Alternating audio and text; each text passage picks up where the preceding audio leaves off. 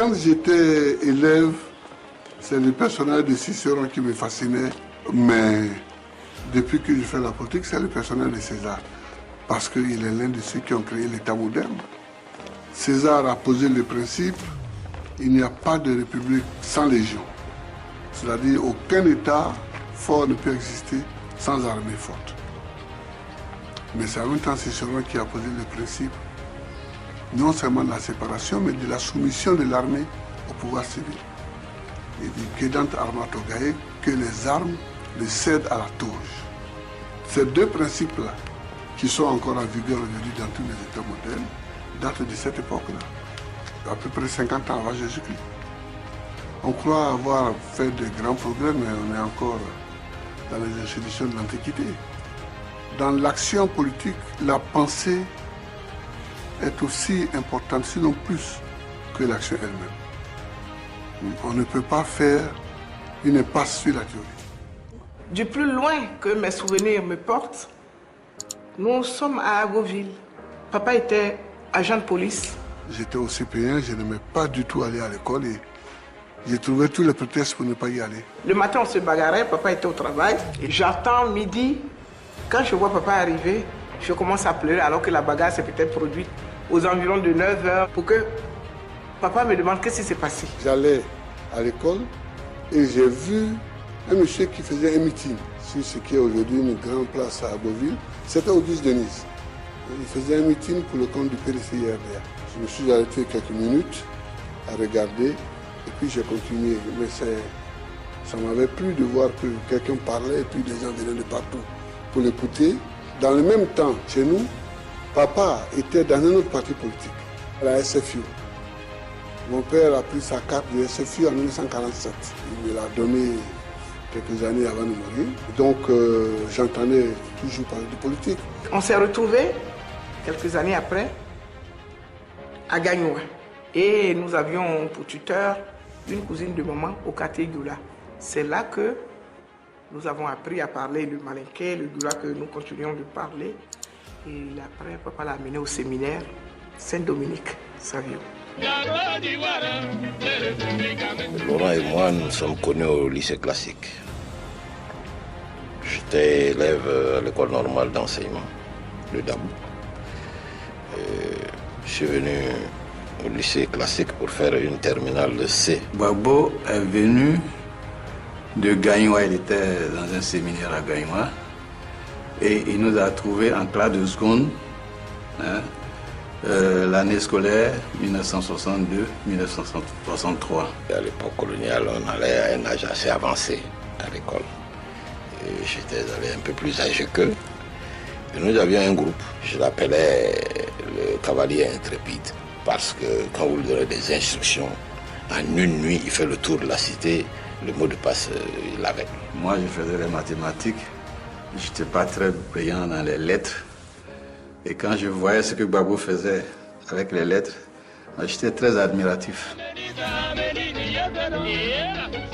Adolescent brillant et frondeur, Laurent Gbagbo découvre brutalement l'implacable réalité du parti unique quand son père est arrêté dans le cadre de ce que l'on appelait les faux complots de 1963. À l'époque, on passait des concours de français, de culture générale, et les meilleurs étaient récompensés par des colonies de vacances en France, à Biarritz. Donc cette année-là, j'avais été sélectionné et je devais aller à Biarritz. Il était 13 h, je m'en souviens comme si c'était hier.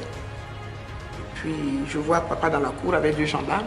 Papa les amène donc dans ce qui lui servait de salon. Et puis ils disent, nous venons de recevoir la décision de vous arrêter et de vous transférer à Yamoussoukro. Vous avez 15 minutes. Si vous voulez rentrer dans votre chambre, mettre de l'ordre dans vos bagages, nous vous attendons. Il leur a répondu ceci. Vous savez que je suis militaire. Vous venez m'arrêter, vous me l'annoncez et vous me donnez 15 minutes pour rentrer dans ma chambre. Et si j'ai un fusil, que je prends ce fusil, que je vous descends.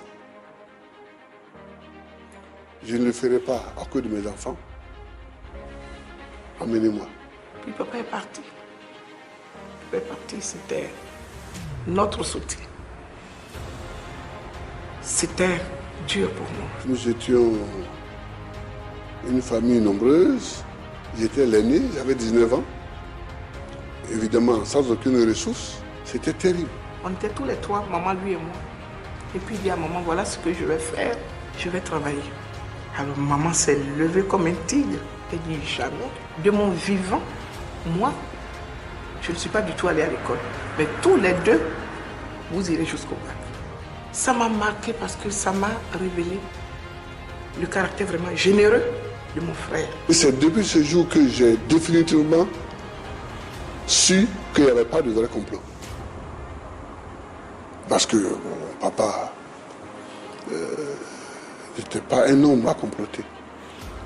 Il était un homme à vous dire ce qu'il avait à vous dire. Il n'était pas un homme à comploter. Et puis, pour qui comploterait-il? La fin des années 60 est une période de bouillonnement dans les campus universitaires. Au sein de l'UNESI, organisation de la jeunesse estudiantine ivoirienne, les trublions marxistes prennent le dessus sur la tendance soutenant le président Houphouët-Boigny. En 68, nous allions au Congrès pour confirmer Kone Kiwoko ou le remplacer. Et j'étais candidat pour le remplacer. Mais nous avions pris une clause au Congrès de 67 qui écartait tous les partisans du Houphouët-Boigny. Le président Houphouët même a essayé de l'amener à lui pour être le responsable des étudiants. Il a envoyé le journaliste Jean Kessé entretenir le groupe de Gbagbo Laurent. Il leur demandait d'accepter de venir avec lui, que Gbagbo Laurent soit son candidat.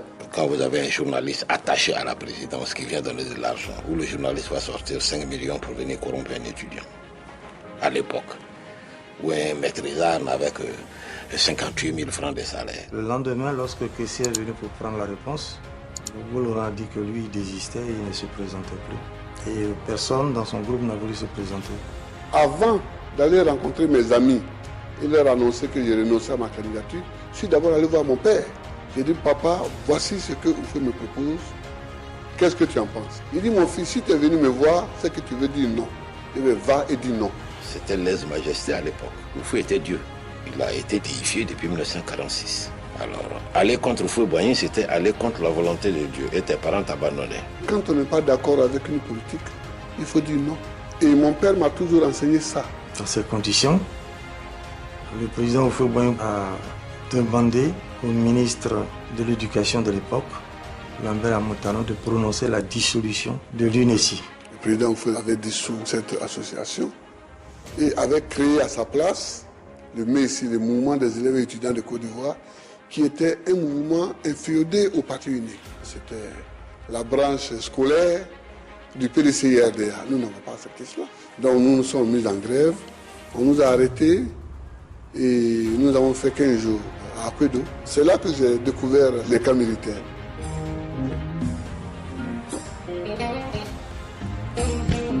J'ai connu le président Gbagbo de loin comme opposant à notre régime, un étudiant turbulent, mais pas méchant, pas mauvais, il n'a jamais cassé, il n'a jamais tué, il n'a jamais agressé.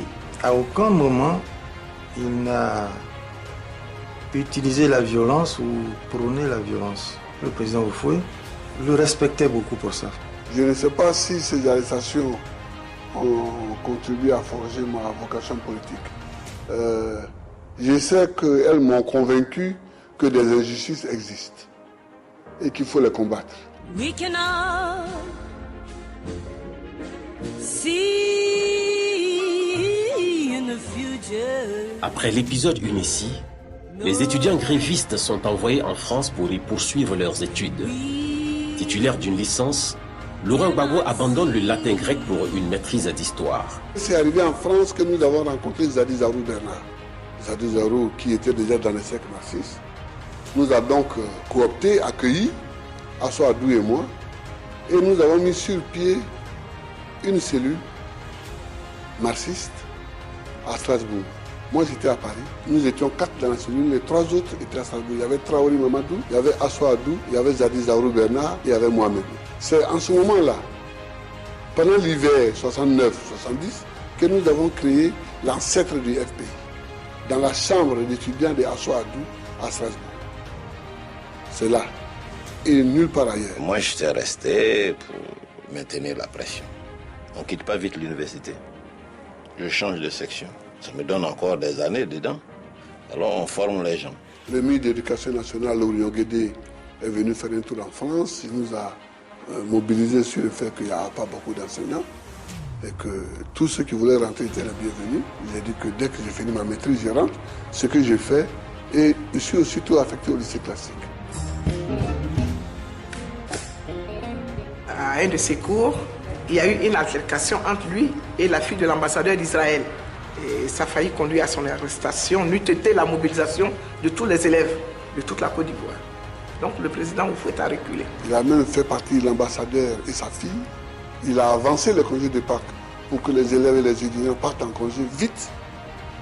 Et puis il m'a fait arrêter. Mais nous étions 3 enseignants à être arrêtés. C'est là que, à la vérité, pour la première fois, je me suis trouvé devant le professeur Gbagbo Laurent. Nous étions de hauts serviteurs de l'État, moi directeur de cabinet, Jenny directeur régional de l'enseignement secondaire du Sud, et lui professeur, mais de nous 3, nous étions les 2 plus proches du régime, et de nous voir en bleu de travail sur une estrade nue, ça l'amusait beaucoup, il s'était mis à se moquer de nous. Nous n'avons pas voulu seulement nous laisser prendre par la chose militaire. On était tous quand même des étudiants, des enseignants, donc on avait quand même des moments de choses, de réflexion, des moments de débat, aussi des moments où on arrivait aussi à se projeter dans la vie.